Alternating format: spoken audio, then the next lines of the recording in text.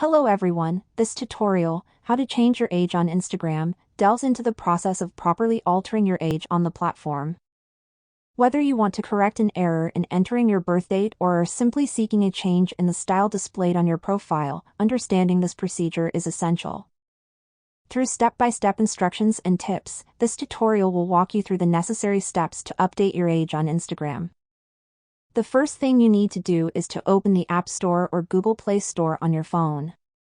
Then, find the Instagram application. Check if the Instagram app is updated to the latest version.